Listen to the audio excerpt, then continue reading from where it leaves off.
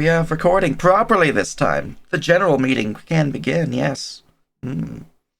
Truly.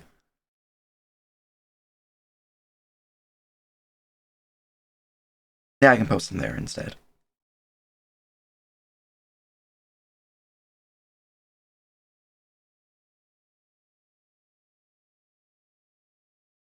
All right. Um, let's see here.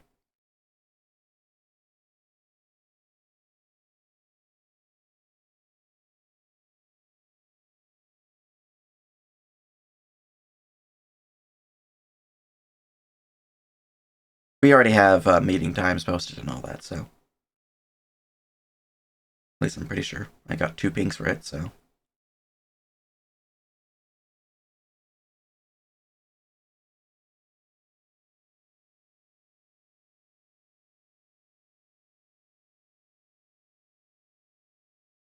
That platypus.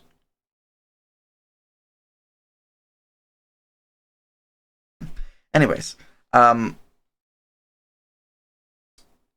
mine is bananaing.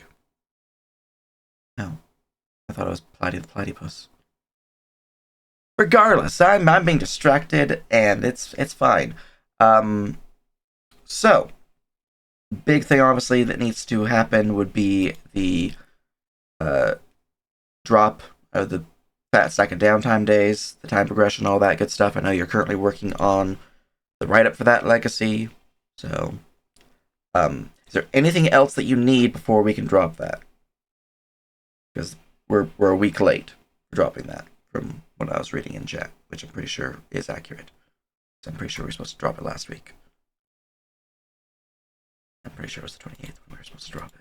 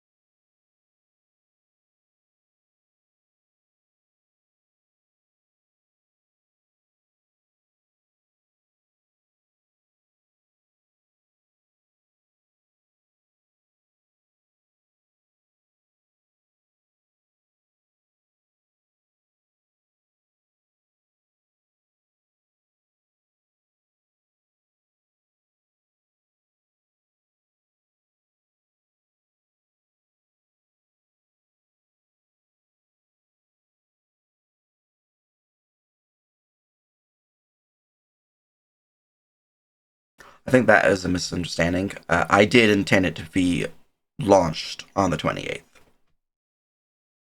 per my message last week, last meeting. Regardless, though, time has passed, so as soon as we can get out, the better.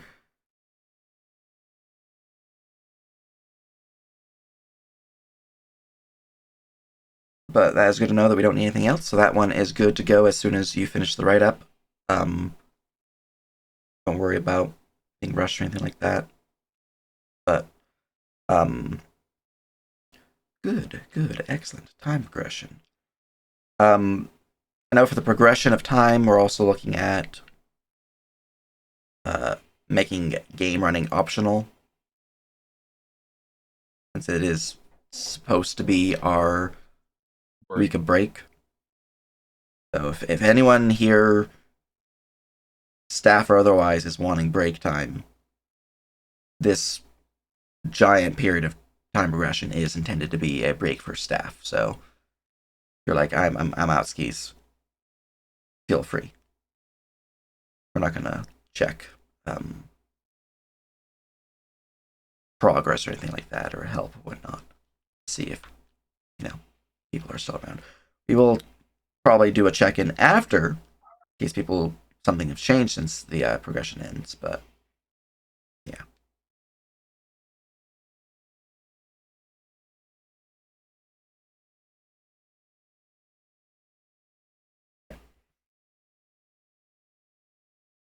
All right.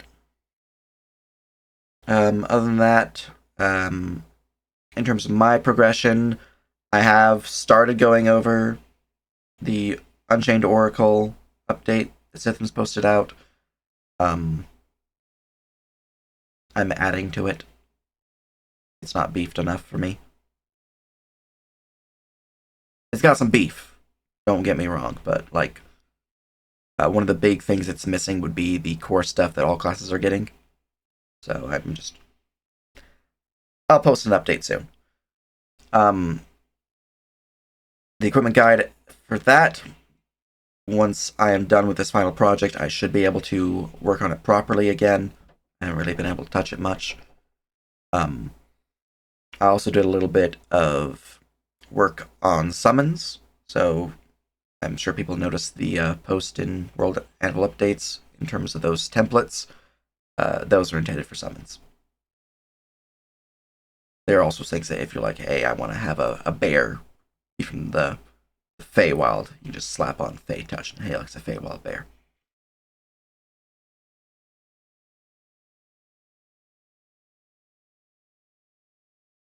All right.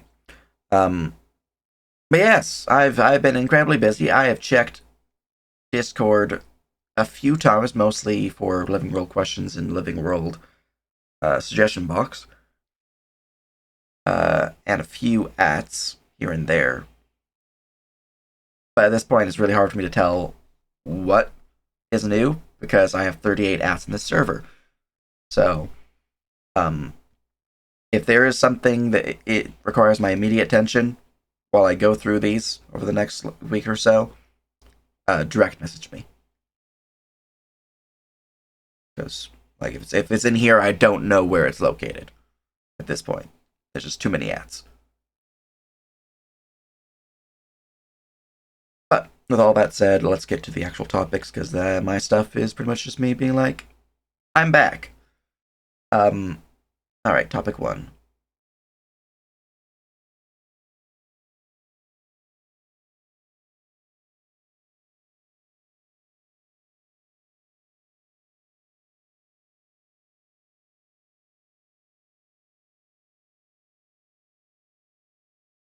Topic one.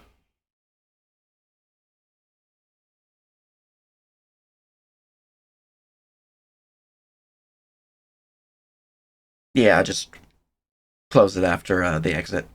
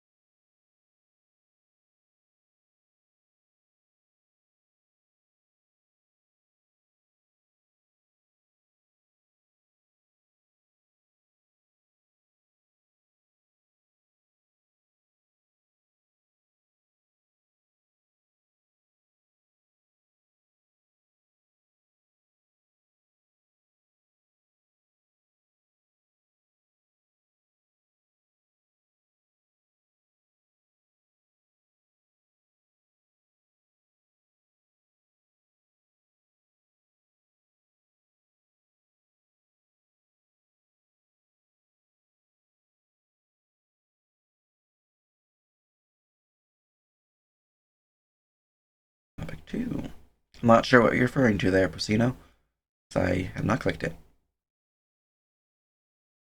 I'm pretty sure I have an at in that channel, so I don't want to lose my at.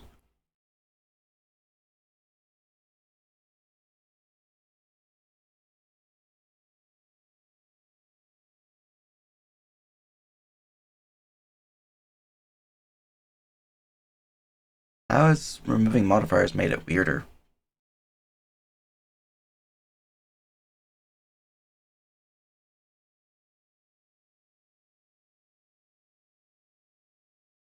I,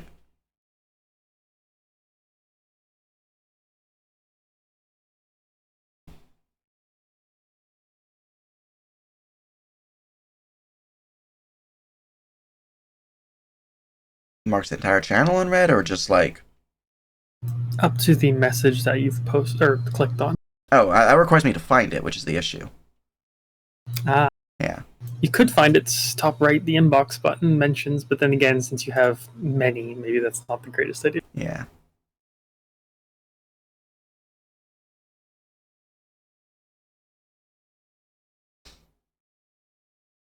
Oh, your post in living that you added Laddersmith with Casino. I wasn't sure what you were referring to because I'm hesitant to click the link because I might lose my position of where I'm at.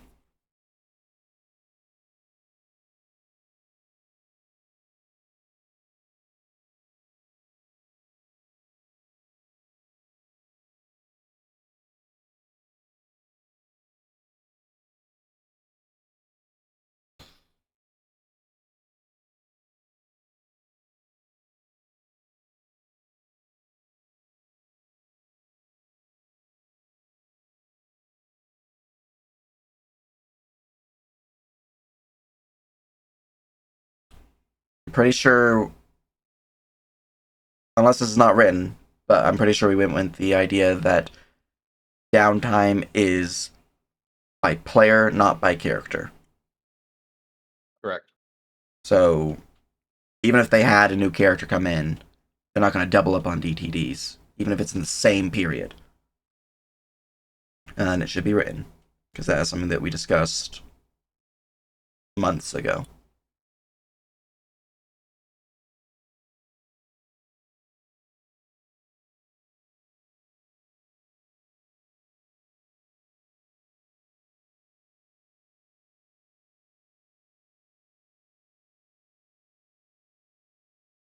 Fair.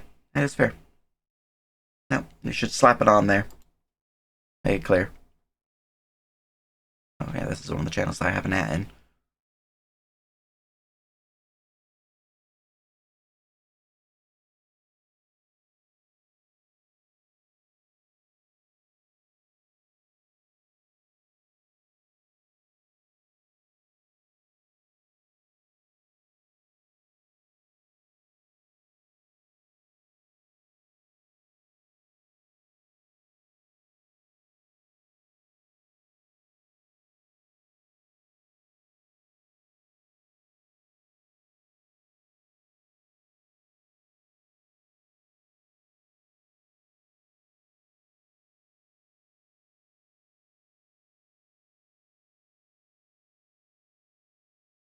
Generally.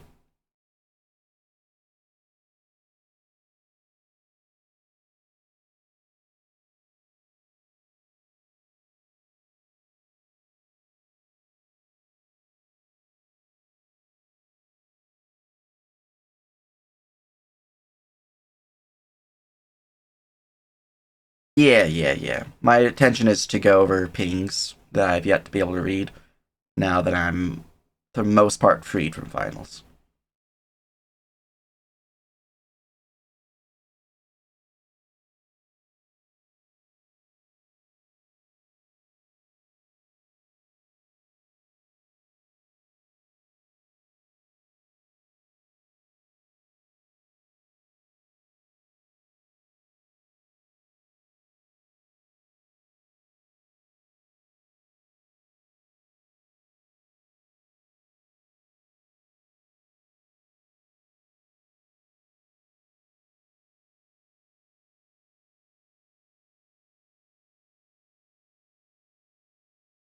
That is fair. If we are progressing to the next tier, then that will start becoming more obvious, those issues found within it.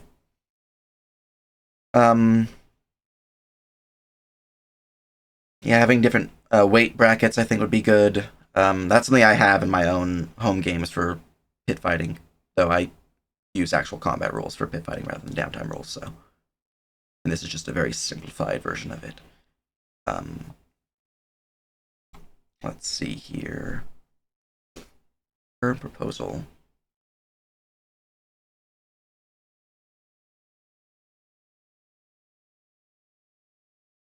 I think for the first line that you have there, we do not limit how much they can bet based on their tier, but on which tier they choose to enter. Because if they choose to enter a tier that they're not strong enough for, they're probably just gonna fucking lose a limb or die. So high risk, high reward.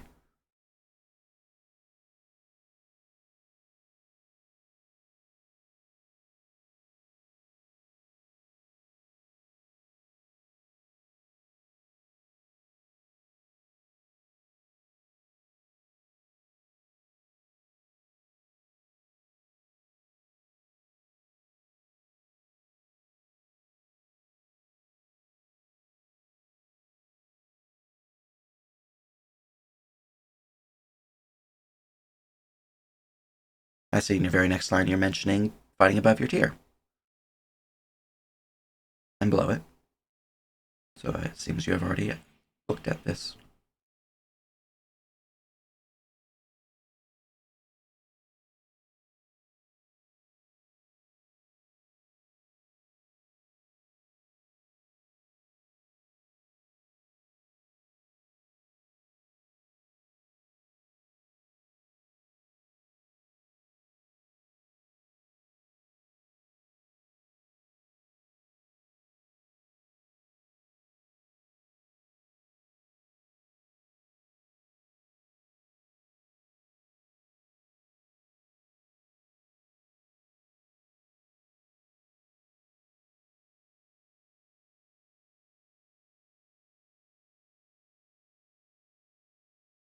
Interesting.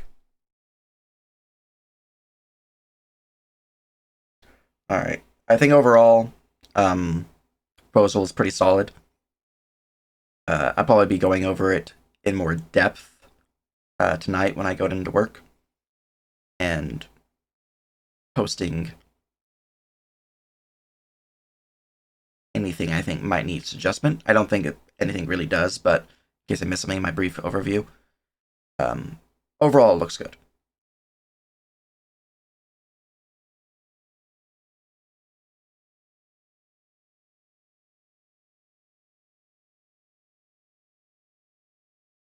So see if we can't get that pushed live tonight when I'm at work.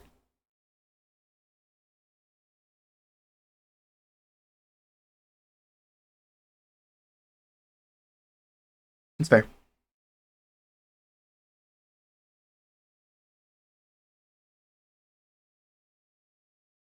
Definitely put it after the tier increase.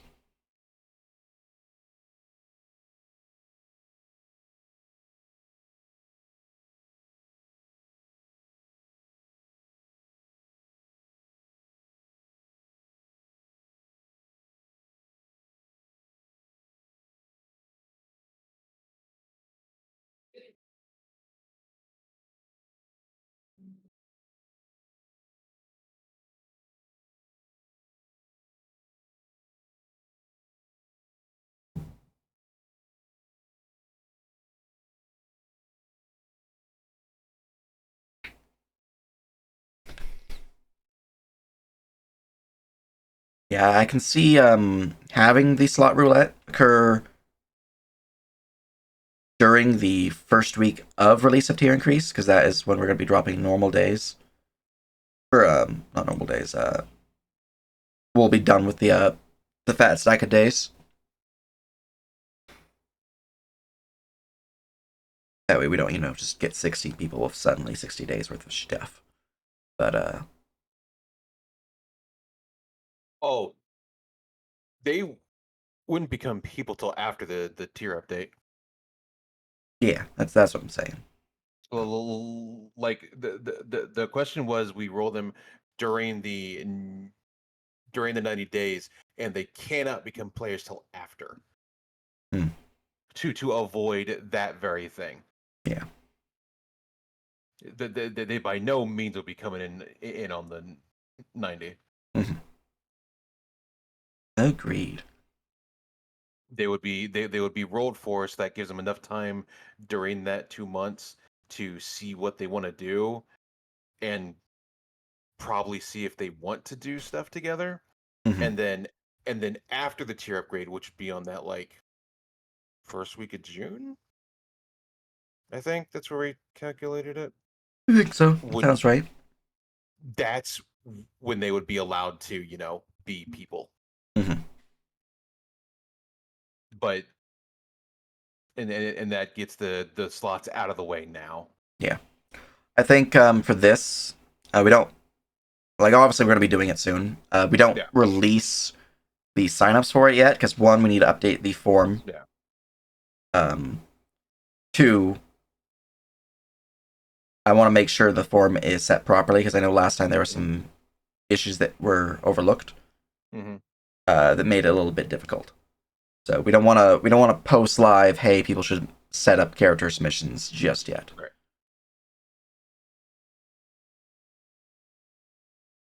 They're like very minor, like you couldn't resubmit because if someone like died, small things like that.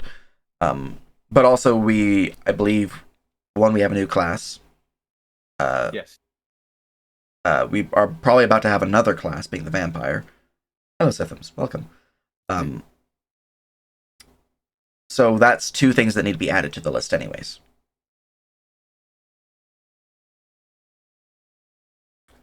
Yeah. Also, the reason why I know your update, Sky, made it so much easier. Because people can just type in their thing instead of having that massive list that made it really freaking laggy. The reason I had it so you had to choose from a Dropbox is because I didn't want to have someone say I'm vampire with a YRE, and then instead of vampire, VAMPIRE. Because then when I control F to see who's playing what, it's not going to give me the proper results. Because, misspellings will happen. Or intentional misspellings will happen.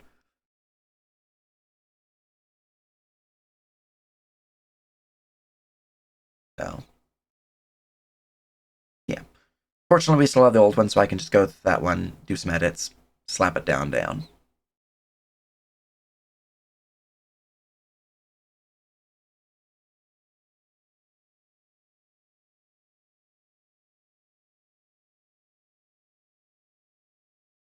Though it was certainly appreciated, you getting that set up, because, yeah. Yeah, no, as for rolling slots, I think we do that. Definitely not this week. Maybe next week, maybe the week after. Not provide them, like, characters, like they're full on, we can play until after the slot tier increase, as you were saying, for obvious reasons, but yeah. That way they have plenty of time to figure out what they want, and we don't have to worry about anything. Plus during that time period, we're obviously going to be advertising, so. Well, I think for topic 4, allow people to return at any level? No, not any level. Their current level, I think, is fine. Yeah. Their level of retirement, I think, is fine. Unless something happened during the retirement process, wherein, like, they're hard retired, or not hard retired, soft retired, due to something in character happening. I don't want to say this will always happen in case something story based would trigger a lower level, or maybe even a higher level.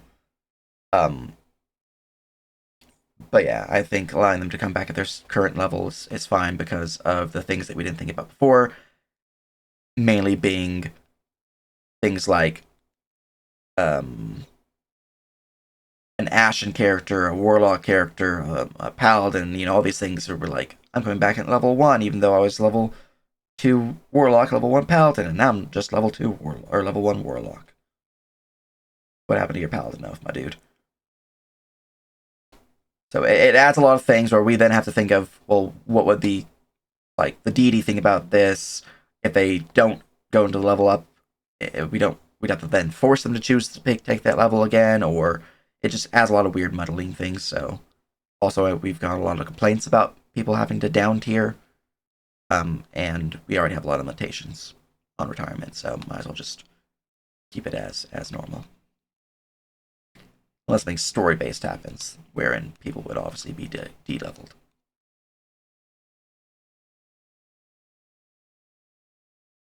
As for the additional section, I'll read that in a second because you just posted something ahead of me.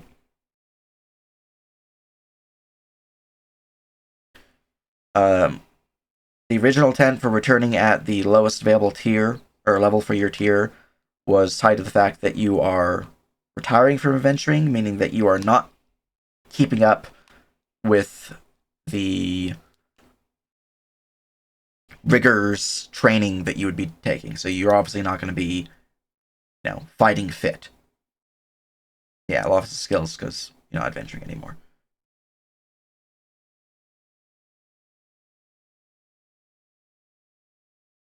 That too. That is a side benefit of it. Yes.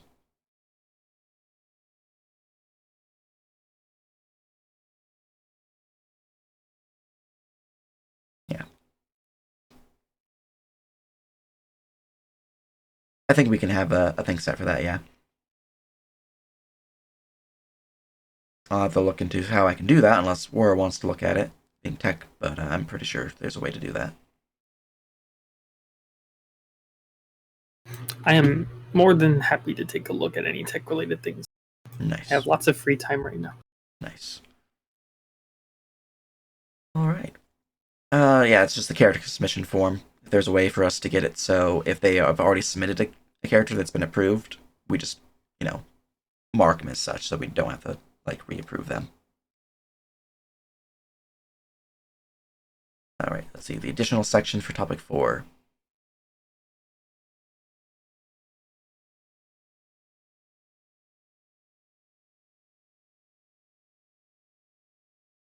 That one I'm still hesitant on.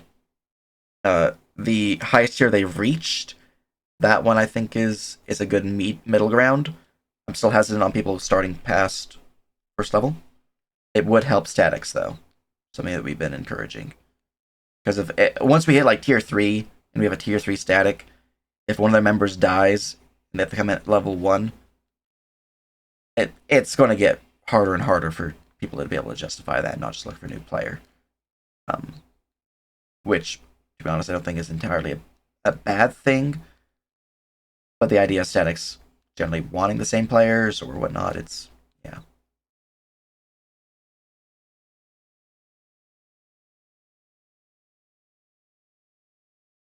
Well, people are finding someone new is the hard part because there's a reason they formed the static in the first place. Yeah. Was to, because they vibed and they didn't really want to play with other people. Yeah.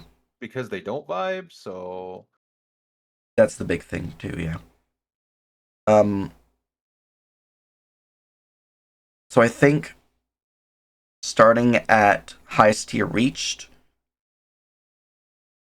I'm still hesitant, but it does seem like a good middle ground. So I'm curious of other people's opinions on that. you could start them at if you're in tier 3, you could start them at 5. So one tier below. Yeah, they would go to 5 and they're already getting the boosted EXP, but that from the fact that it is a tier 3 game, which is a tier 3 is 6 plus something. You're getting a boosted EXP. Mm-hmm. Are you suggesting throwing a level 5 character into a tier 3 mission? Yeah. Well, so in the case of so say we're in tier 3, right? Mm-hmm. So character dies, they can't really do anything. They come back at 5.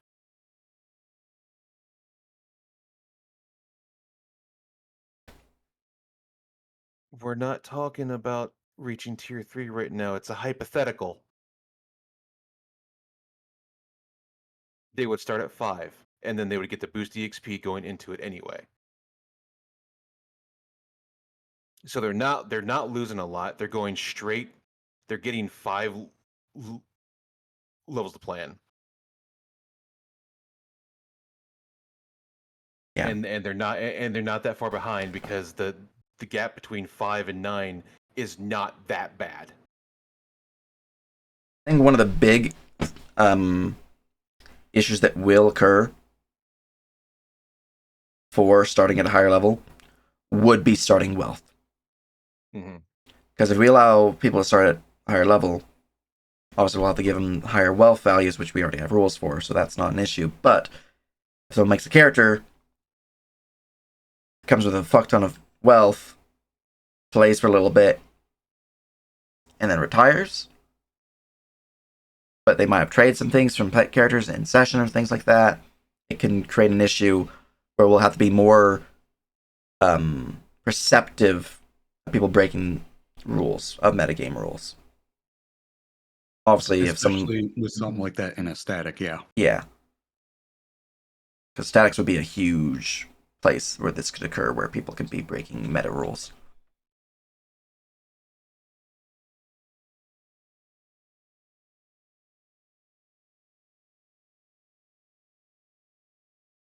Not really.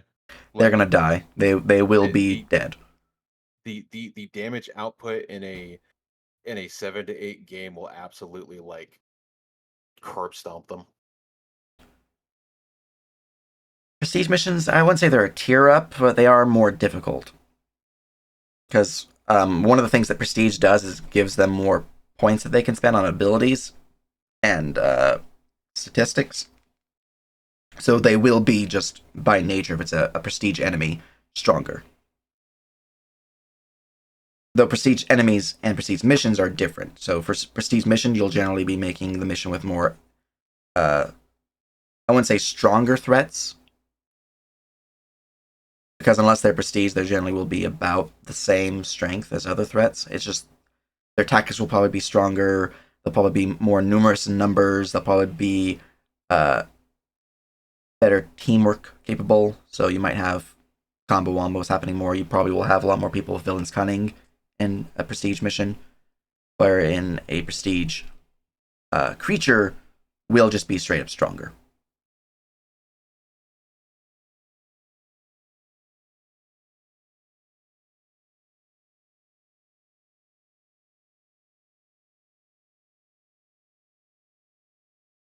I think my big thing is to encourage revival quests or resurrections, revival quests, anything form of bringing people back at the higher tiers. That would be the preferred method. However, some people will just want to play a new character. So I think what we could do is add in a prestige cost, where if someone dies, they want to bring in a new character. Their current character, who's like level 8 or something like that, they have 10 prestige. We can say you can bring in a character at a similar level. Obviously, you're not going to come back to that character that you just spent the 10 prestige on, because one, they're dead, and two, you just spent all that prestige. So even if they were resurrected, they're now sad. Other than that, I think we continue with the level 1 return.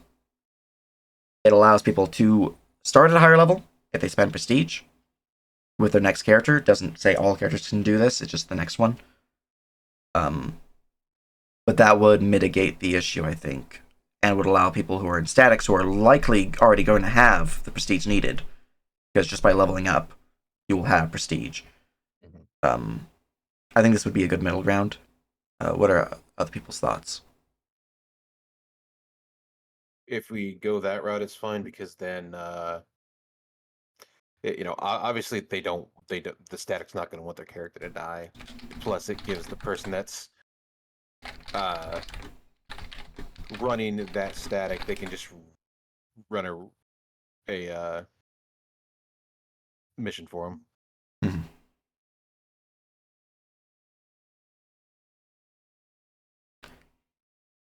I say it's just 10 prestige, something super cheap. That generally people of a higher level would have. So if you're like levels 1 through 4, and your group's like level 4 or even 5, starting back at 1 isn't the end of the world, because you will level really fucking quick. You can probably get to level 2 before even your first session. But if you're like level 8, your party's level 8, I can see you wanting to spend your prestige to do this. And I think the big thing is we allow people to do this if their character dies and they want to come back.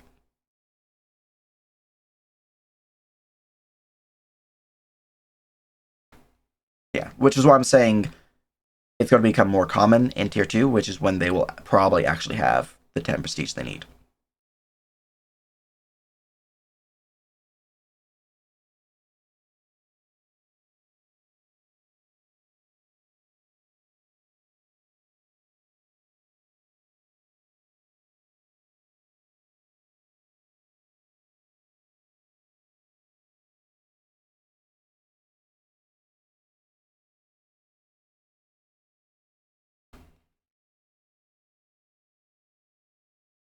Do we have any other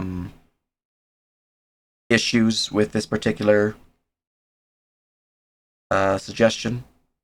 I see Sky that you're still wanting start level 1 regardless.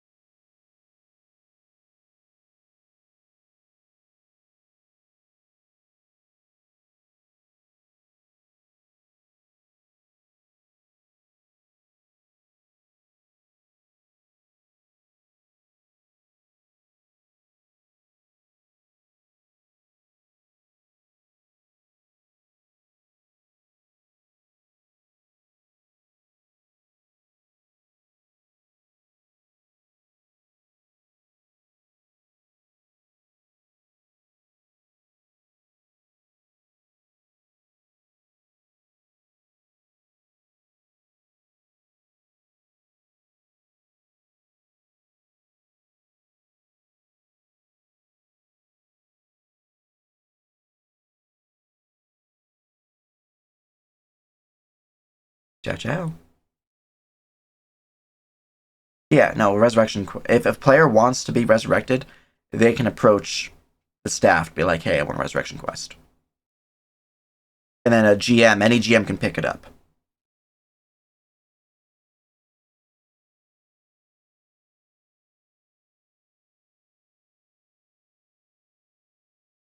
Yeah, the idea is that one could spend the 10 prestige to come back in at their slain character's level.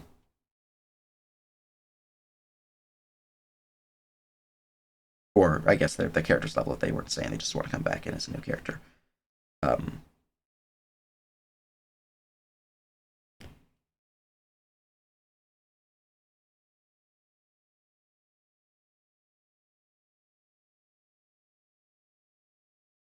mean, that's fair. For Resurrection Quest, they literally just need to be like, hey, I want my character to come back to life. And as long as there's nothing story preventing them from doing so, they just have to message staff, and when staff has availabilities, we can run the mission.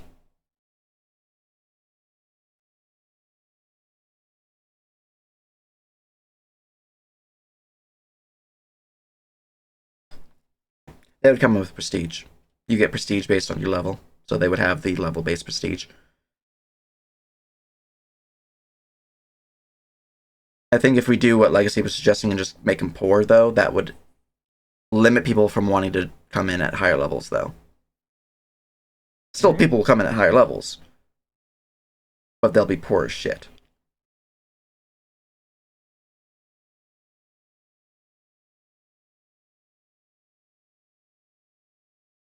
That's fair, yeah. It's definitely something to look into, I'd say, in more depth, especially as the higher tiers start progressing. Because right now we're only at tier 2. We just are about to barely hit tier 2. But planning for the future, I think, is a good idea. So thinking about how things might cost if they hit tier 3 as an example, and whatnot. Yeah.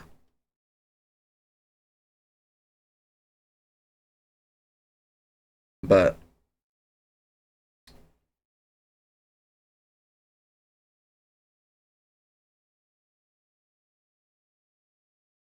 seems like the only one who has a major issue with this is Sky. Because I'm not really seeing any other major negative posts towards it. So I'm curious of your feelings for this particular middle ground, Sky. in more depth than just. What was the most recent post? That's actually not really related to negative. I don't like this plan. Where's the last one? If they want that player, they can protect them. If they want that character, they can revive them. So I'm curious as to your reasoning behind this and whatnot.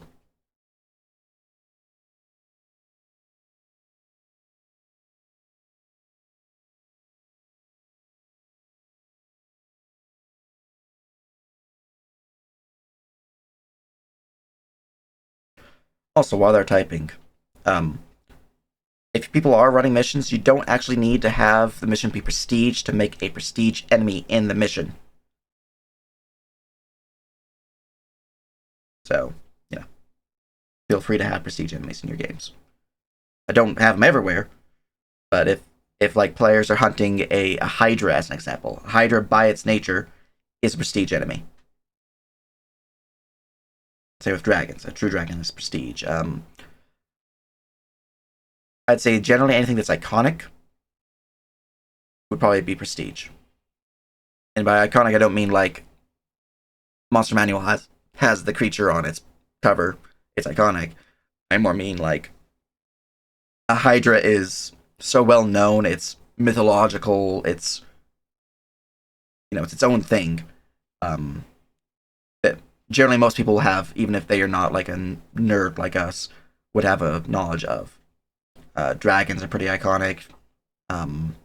Medusa is fairly iconic if you have them fighting a Medusa. Yeah, a lot of things like that. So if you're making monsters and you're like, I want them to fight a Boulette. Bullets aren't exactly iconic, but they're land sharks and they're fun. So if you want to make it a prestige Boulette, feel free. I would make it an optional boss though, because prestige is going to be scary.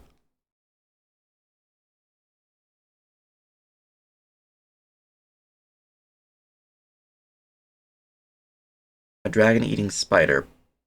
Well, considering prestige for prestige monsters is equal to the tier of monster. So if it's a 1 to 4 dragon, probably a 3-4 dragon, because I don't think there's any 1-2 dragons, even if it's wormlings. It'd probably be a tier higher than the dragon itself. So if you're talking about an adult dragon, which I believe is a 9-10 creature, which is a tier 3, then the dragon-eating spider would probably be, if an adult, a tier 4 prestige.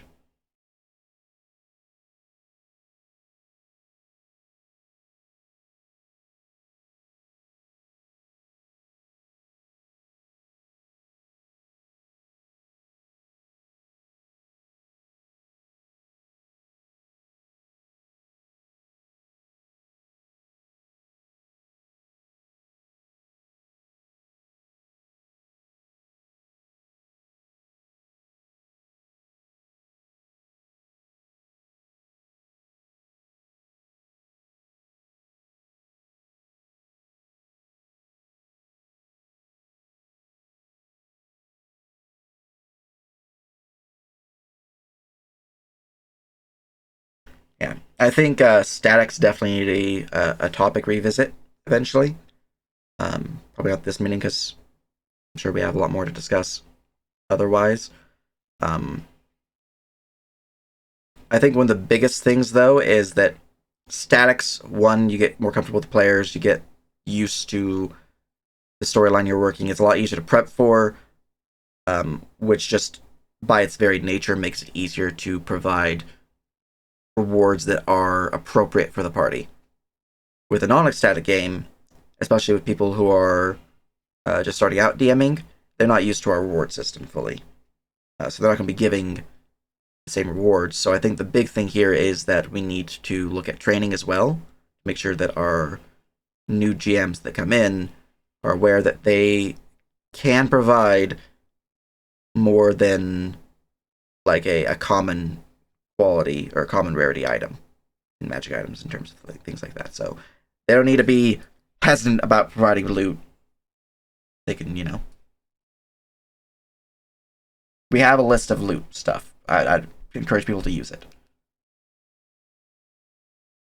Yeah, balancing for a static is so much easier.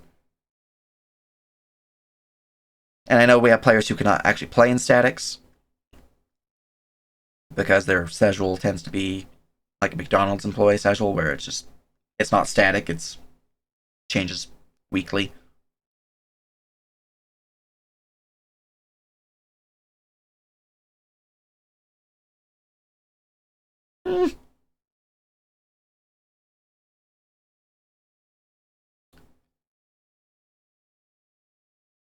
I think the big thing here is that we just need to make sure that our DMs are actually providing the right number of rewards.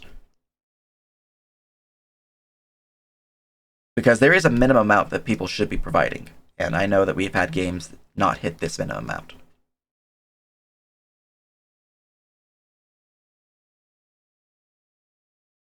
Though that was a while ago, so I don't know if this is still the case.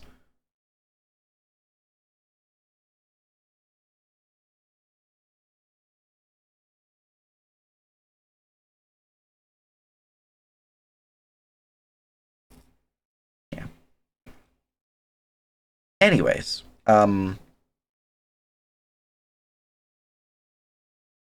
I think looking at rewards again would be a good idea. Static favoritism is obviously a concern. Though I think the big thing here is, as you say, we need to look at rewards. We need to make sure that we have enough non-static GMs to handle, preferably part-time GMs who can handle the people who have weird schedules and people who can't get into statics or who choose not to get into statics.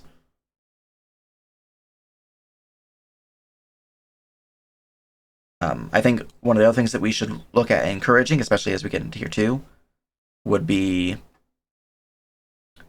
static games interacting more with the living world as a whole. Something that we should discuss in an adventure meeting, but something that one of the big complaints that I've seen for statics is that they are not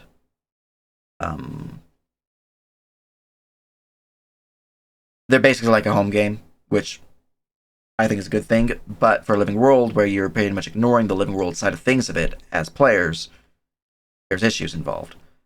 So I think something that we should discuss in an adventure team meeting would be to how we integrate this further, the statics into the living world. So maybe more cameos or whatnot. Something to look at, but that's a huge topic in and of itself. Best left for adventure team meeting.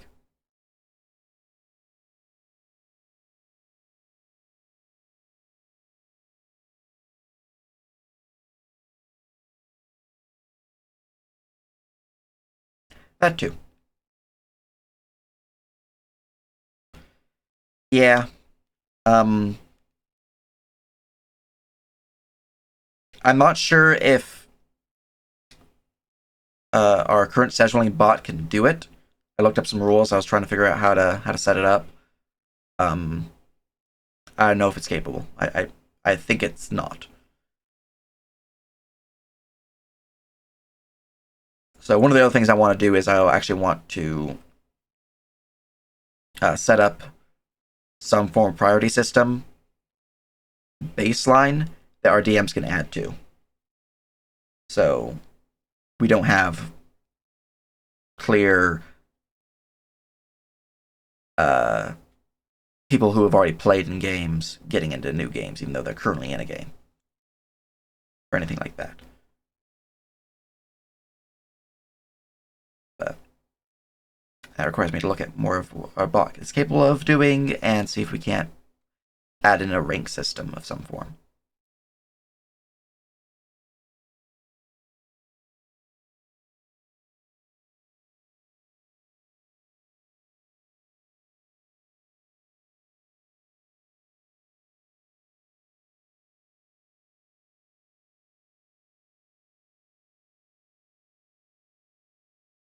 That is certainly true, Shadow. Yeah, definitely look at potential non-static reward boostings potent.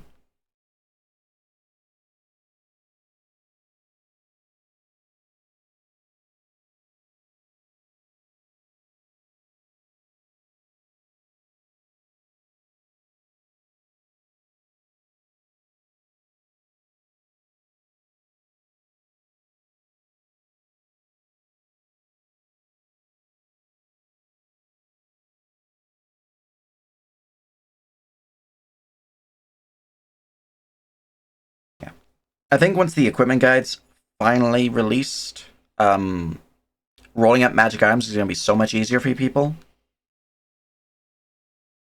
It'll be a lot easier to just be like, oh, you're not running a static, so we'll give you a reroll option, and then you could just, you know, roll like 3 items and they can choose to keep one of them.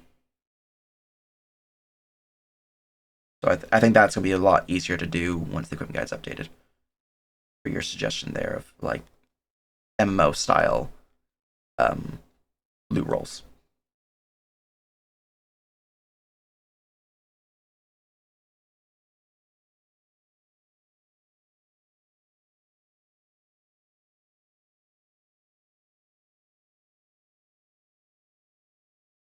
Mm-hmm.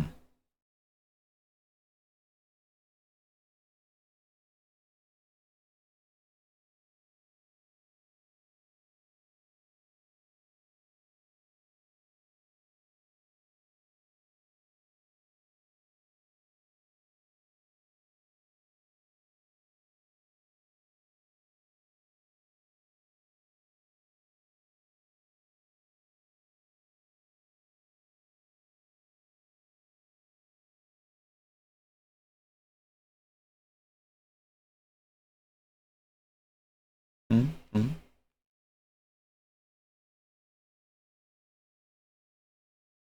All right.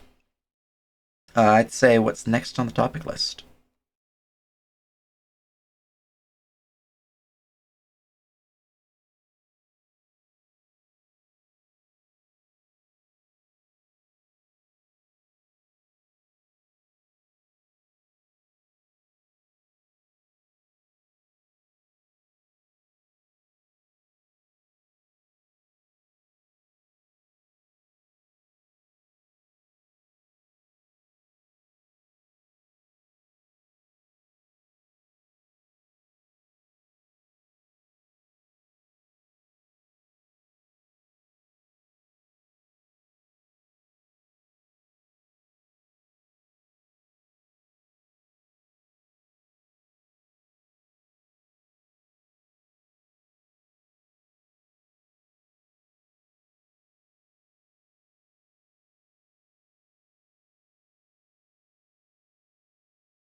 Yeah, it's the Pathfinder system.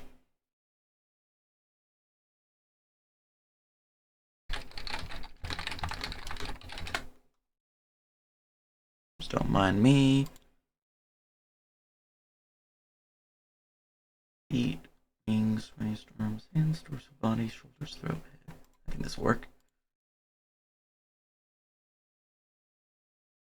Copy. Behold the slot system.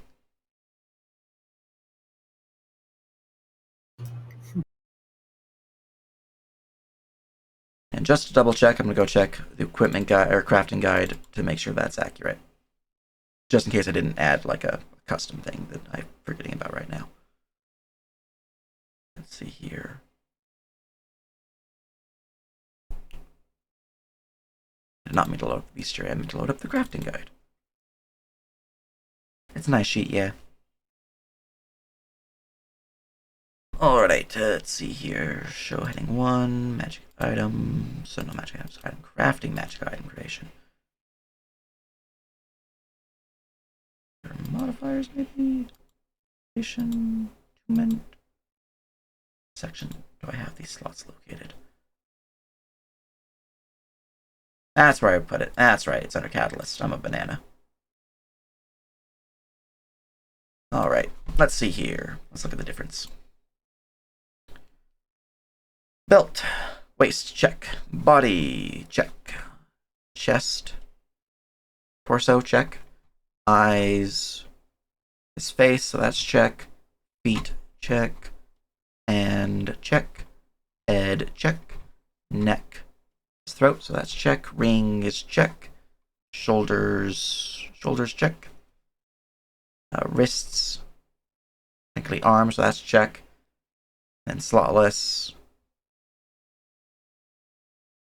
Yep, that's everything. Cool. There we go. That sheet works perfectly. Obviously, we then have armor slots and weapon slots, but yeah.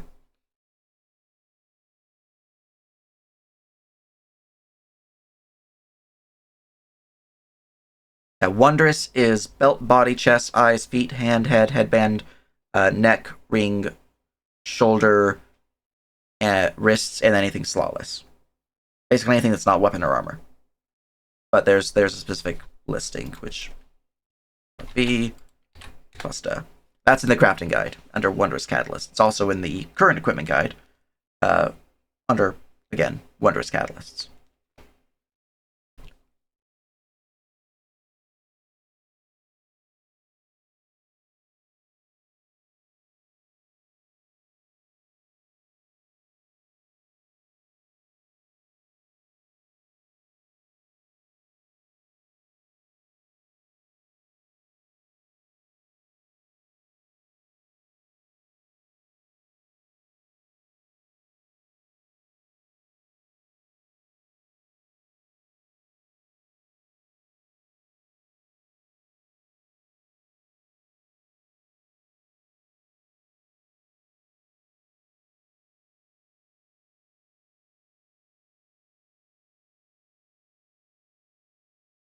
Pretty much. All right, what's else here?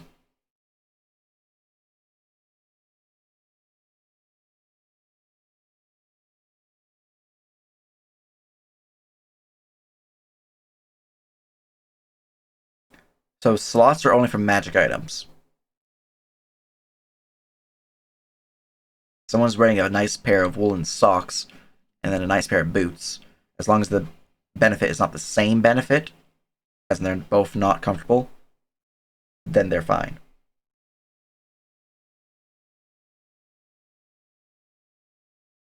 The only thing that would cause issues is if that benefit is the same, like the same stat, and it is the same type bonus, which generally quality bonuses will be the same as enchantment bonuses.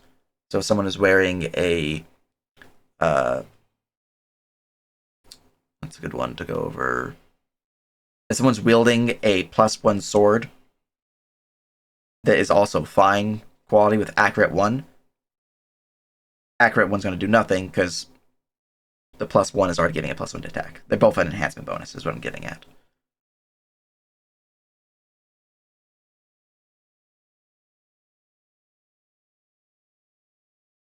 Now, I previously, years ago, I'd say about 2019-ish, previously had the equipment guide set up so quality bonuses did stack with magic bonuses. That was a mistake.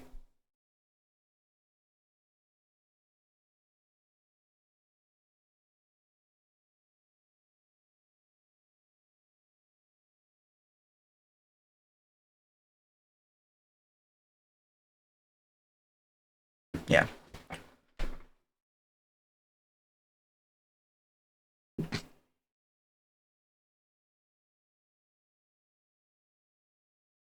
Yeah, boots and gloves need to be pairs. Or clearly a single set. So, like, someone could wear a single glove that's designed to be a single glove. But unless they have another single glove that's designed to be a single glove that does not have a limitation saying you can only wear one glove to benefit from this. Yeah. And I think for boots, similar thing, unless it's designed to be a single boot, which will exist. I'm sure we will have many crafters who will be called upon when someone loses a limb.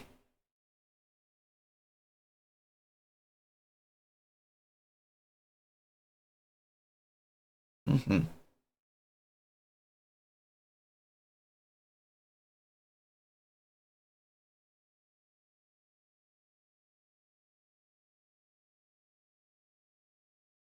all the type bonuses, quality, enchantment, or not quality, that's not type bonus. Enchantment, circumstance, fate, luck, etc., etc. Those are all world anvil now. I posted that recently. What they stack with, what they don't stack with, what loses their benefit, what, all that good stuff.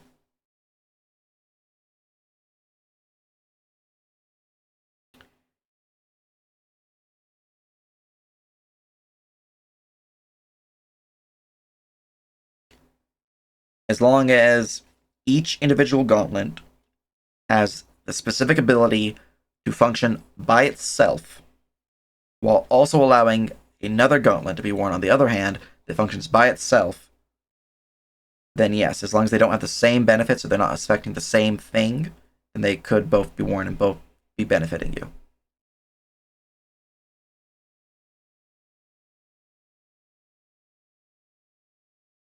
Yeah. So for boots, for gloves, things like that, they are paired items. So by default, both need the effect, unless you have a specific thing that alters that.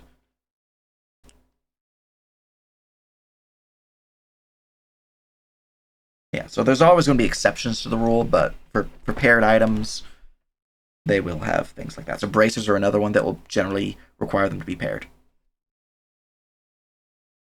Well, Cestus is a weapon, so that would that's fall what under I weapon meant. crafting rules. I meant punching gloves. Yeah. Yeah. No, those can be they can just be individuals. They'll be fine. Yeah, if we're talking about wondrous items, though, gloves would need to be the same. You need both to have the same enchantment. You need both be worn to give you the benefits, unless you have a specific thing to alter that.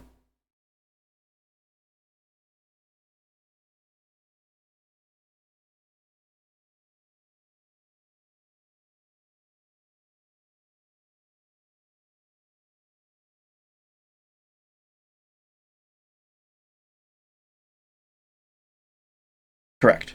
Legacy, yeah. Okay, cool. You do have and/or. That's important. Yeah, so that is an accurate statement. Yes.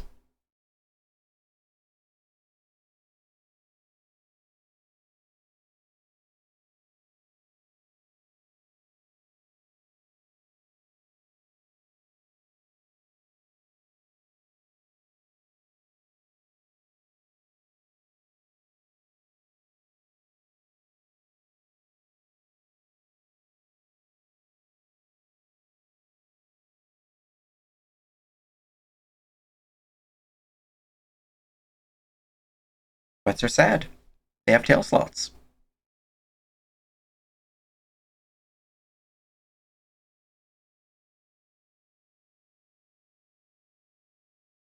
Yeah, I believe Pathfinder also has a strange anatomy magic item slot table,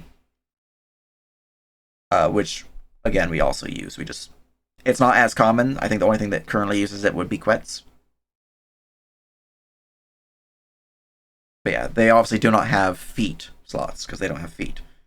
But they could have a custom item for their tail instead. Oh, here's another two actually. Merfolk and Yonti also don't have feet. So yeah, those. Yeah. Centaurs technically don't have feet, but they also have hoofs, so they would have like horseshoe slots instead. Yeah. So at least for them, it's easy enough to say feet still technically works, but it'd be a pair of a set of horseshoes rather than just two shoes. Yeah.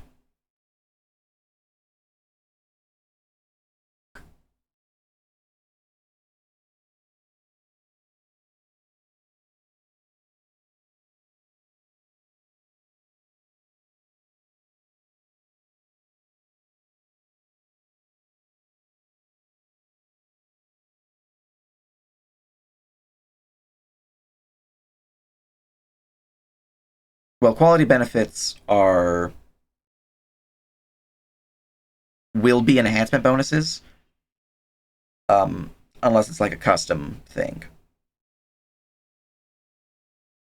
So in the updated equipment guide, they're all just going to be like, hey, this is an enhancement bonus. Or they'll be like, this bonus is... It'll be very clear what bonuses they are. So again, this GM's discretion thing is more for like very niche cases. It's not the rule of the land. It's like if something custom is made.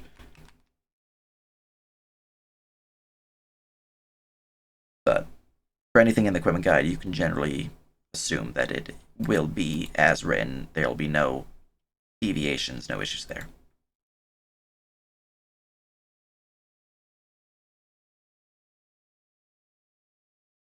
Correct.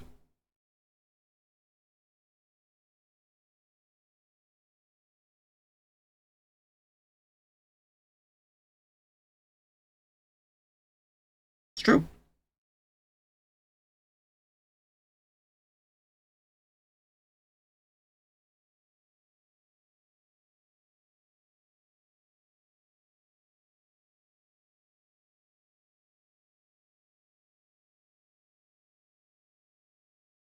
I mean, they can put a +1 magical enhancement on a item that already has accurate as an example. It's just not as effective. That's what I mean. It doesn't do anything. It's still just the. You're saying it's still just the normal +1 or whatever, like Yeah. from one of them, right? Yeah, not Yeah. it doesn't stack. Or whatever. Yeah. No, but I mean, I don't know much about Force Cleric, but obviously it might be useful if it turns it into a magic weapon compared to like a mundane weapon. That's fair. Yeah, if you look at accurate in the equipment guide, it does say the wielder gains a +1 enhancement bonus to their attack rolls with this weapon.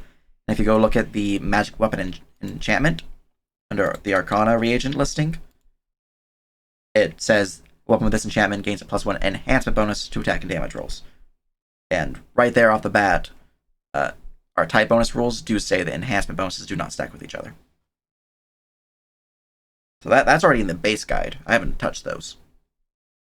I know it's gonna be a lot, and I'm happy to help with it. But for like the new guide, I know I said earlier, if we can organize the benefits by their typing instead of their name, I think that'd be beneficial. So that people could.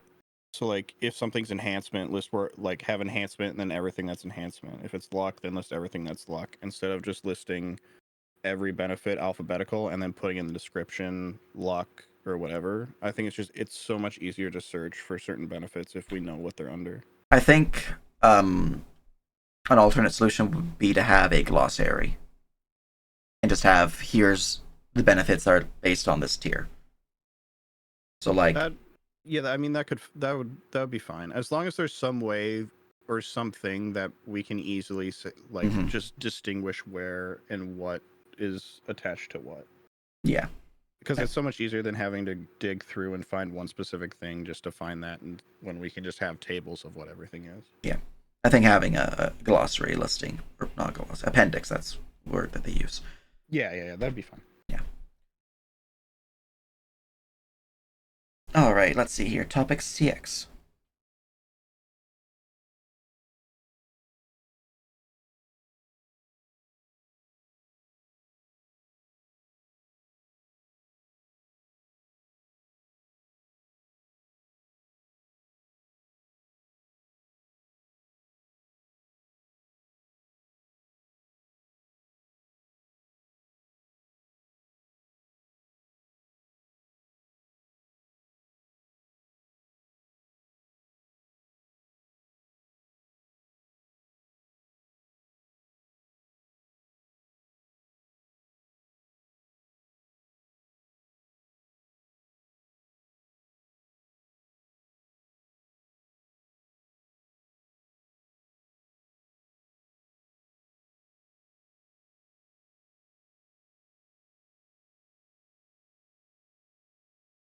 I think one's the easiest solution and works for what the problem is.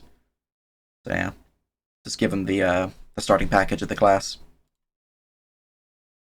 They don't get any gold, they don't get anything like that, and they would still need to spend money to just not spend money, spend downtime to sell the stuff if it's irrelevant for them. On this topic, I recently went through the conversion, and I don't think we have it listed anywhere what is we're actually allowed to change from civilian into adventurer. Like Mhm. like skill swaps was not a thing I realized immediately that we could do. I still don't even know if I could have spell swapped some of my origin spells. So I think at some point we should write that down somewhere. Yeah, that's fair. Um, Especially before the next roll.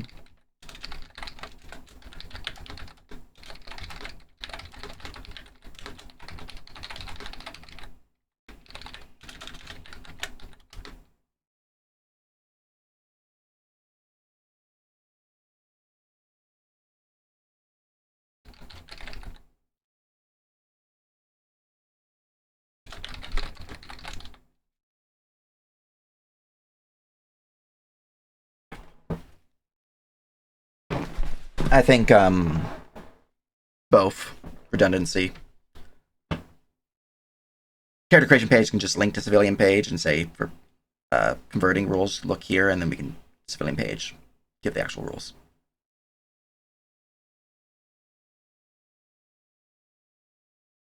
All right. For civs to adventurer, though, anything relating to the class, that's going to be altered. So if you are going from citizen 5 to cleric 5, all of your civilian levels are then converted to cleric levels. Obviously, all of your class skills you'd be able to re-pick because that is tied to your class. Your saving throws are again translated to the new ones from cleric rather than the old ones. Your proficiencies are changed to cleric. All that good stuff. Your HP would need to be set to the new cleric HP. Your class features again are obviously changed to the cleric ones instead of citizen ones. In terms of origin, your origin remains the same, as that is not something that's tied to the class as a backstory thing. Same thing goes with your species. That remains the same. Probably some other things I'm missing right now, but your level 1 ASI, I would say that is something that could probably be altered as well. Because that's not technically an origin; it's more of like your class tied to. So I can see your level 1 ASI being swapped as well.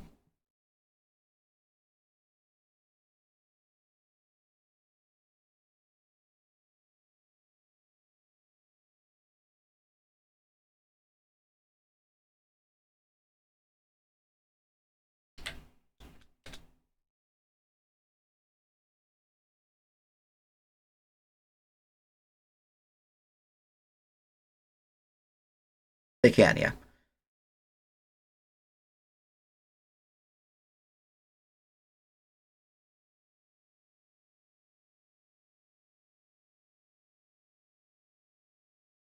Yeah, no, they get the gold to their class.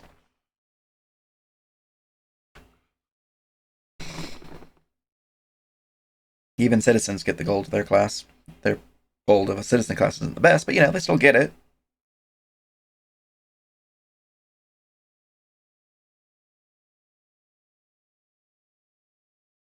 Yeah, I would say it is essentially a full free rebuild. Yeah, for citizens uh, converting into adventurers, specifically for their citizen levels.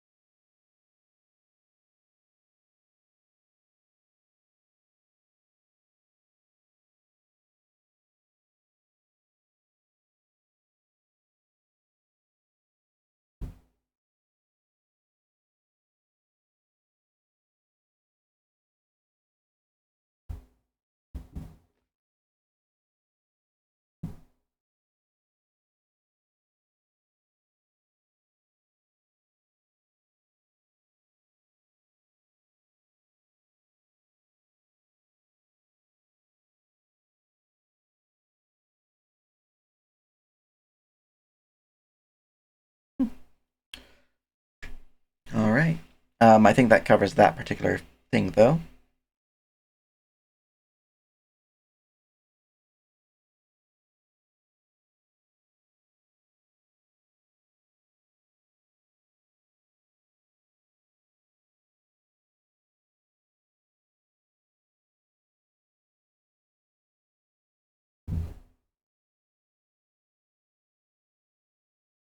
I mean, we could just use both terms.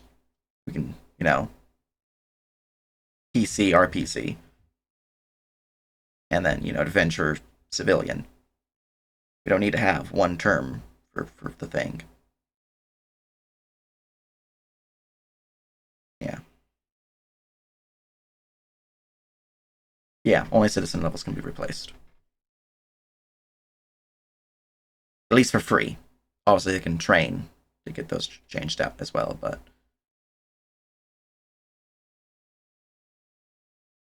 Anything from backstory, which is origin, species, the backstory itself, that cannot be changed, which includes one's starting character statistics. So their strength, dex, con, intelligence, wisdom, charisma. That cannot be changed either. However, everything from their class, citizen class, every feature from the class, their proficiencies from the class, their class skills from the class, even their level 1 ASI, I'd say, is free game to be altered.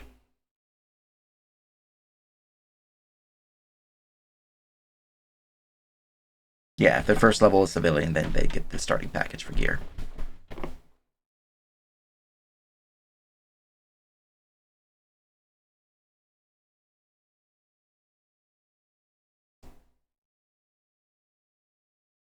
If they are level 5, like 5 full levels of citizen, they could do 3 warlock, 2 paladin, 5 druid, 1 rogue, 4 fighter, whatever they want.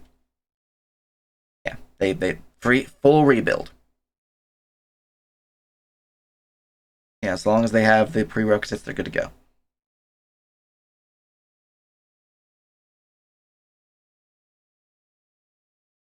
Yeah.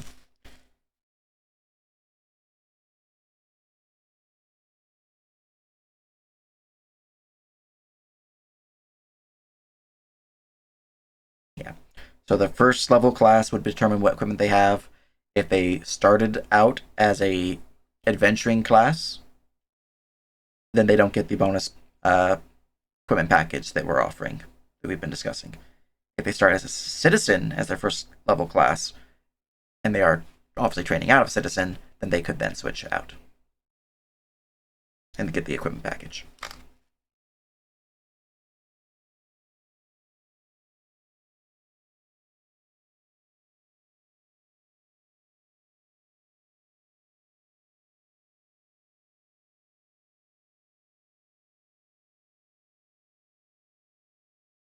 Oh, 2 other things I just remembered while you're typing. I also started work on the speaker class, as well as updates for Bard. Yeah. Bard? Yeah.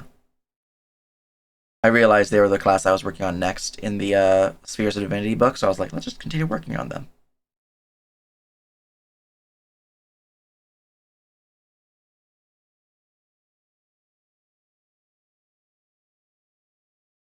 Bards are fun. Yeah, I was also thinking while working on it that I probably should work on something the community really wants right now. I don't know how many bards we have, so I was thinking about making a poll and posting that live for people to vote on which class they want me to work on next. Yeah. As long as like we're actually updating the core classes and not adding more stuff, I'd want to get the core stuff done. Yeah. I'm happy to work on like monk or something for a bit if you want to. Shiny, shiny. Post what you have. Monk is currently not touched with Spheres of Divinity. Alright. I'll take a normal crack at it, and it'll more than likely have to be buffed. But That's fair. Yeah, these are the current class features of the Bard update that I have working on right now. They are very much subject to change.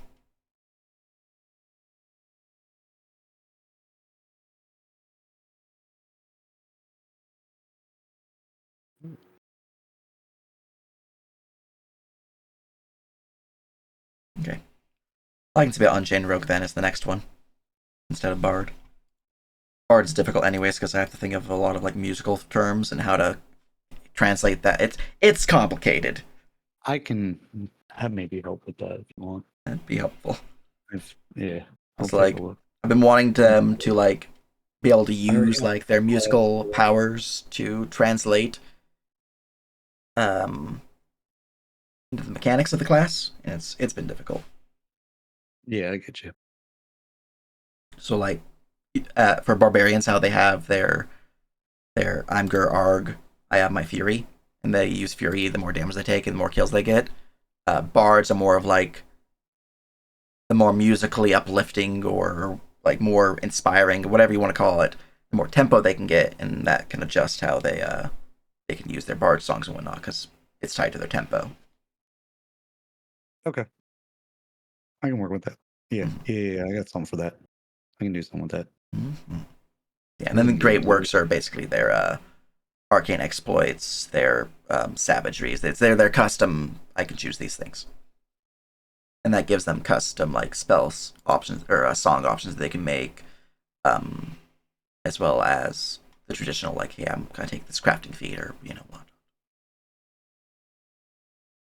Bards should be fun. I like bards. Septics and the tier increase.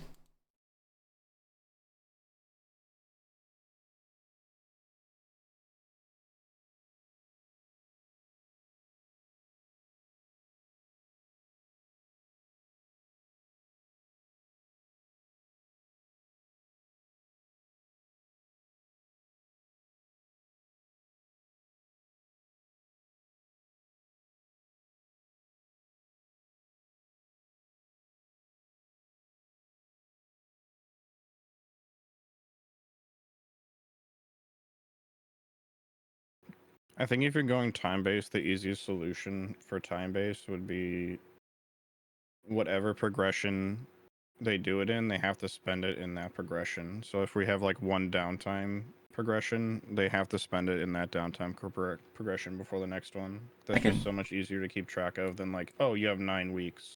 I can agree with that.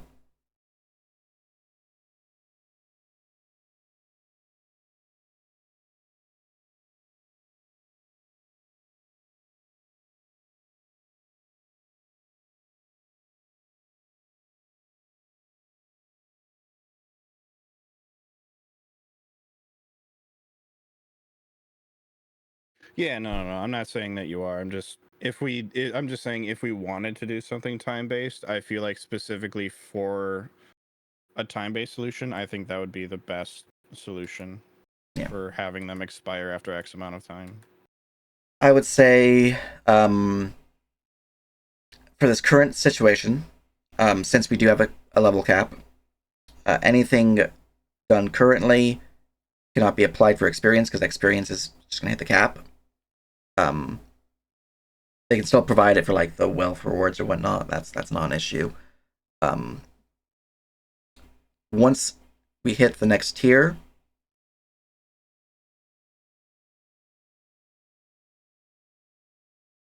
essentially yes.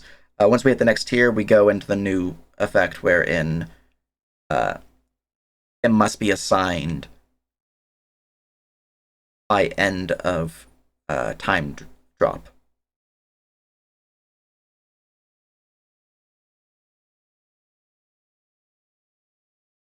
Now we don't have this weird like, can they not?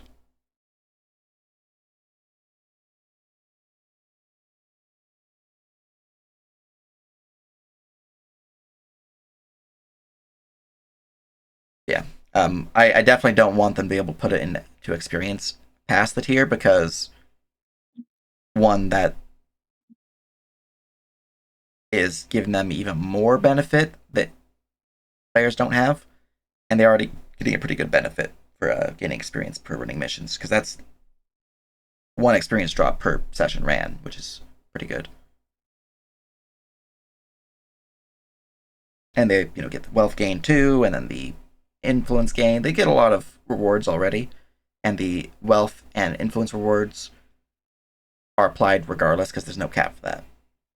I mean, technically there's a cap for influence because you can only get to 100, but you can spend it really easily too.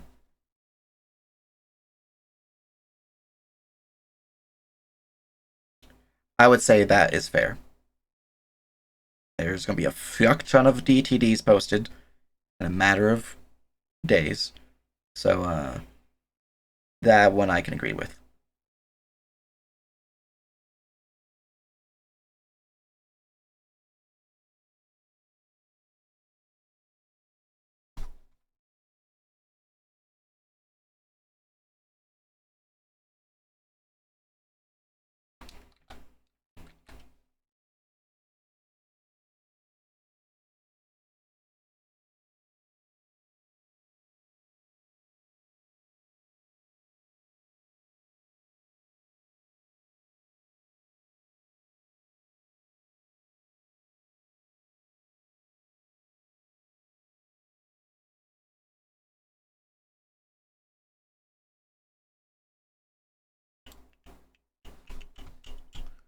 Let's see here.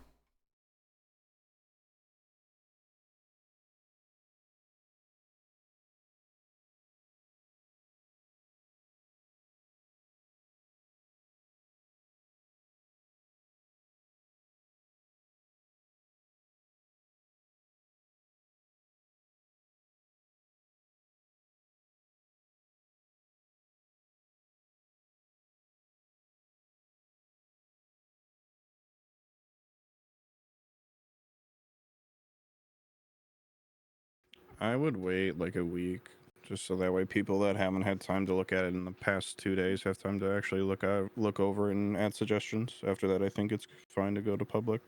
But I think we need more time on our end for people that haven't had time to actually look over stuff from school. I'd say that, yeah. I haven't looked at it yet. I only did my post in the channel from what you were posting in the channel of the actual document. So having time to give it a proper look over would be good. And then we can send it to public.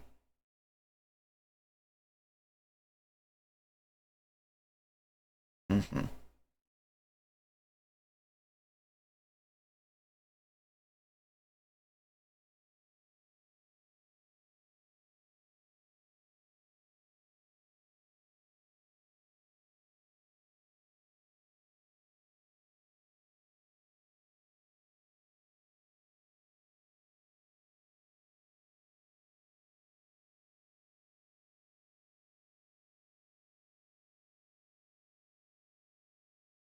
I think next Sunday is fine. I'm sure I'll have read it by then.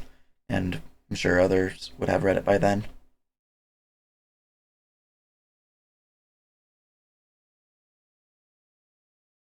Mm-hmm.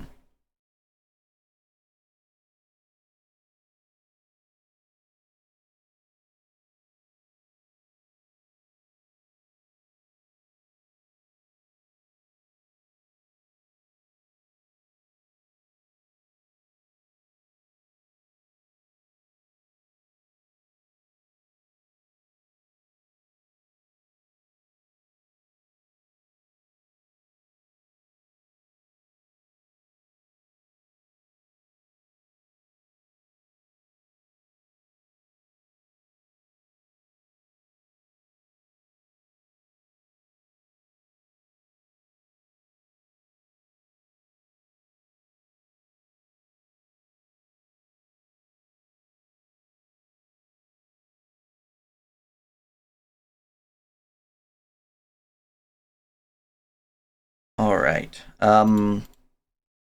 Let's see here. With that being the end of the general meeting stuff, does anyone have anything else they'd like to bring up, things to discuss before we close out the recording?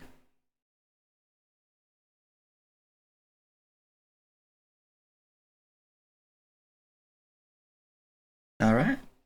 Sounds good. Appreciate everyone's help. So all of you guys showing up, all the work you've been doing, all that good stuff. I'm going to drop the recording here. Wow.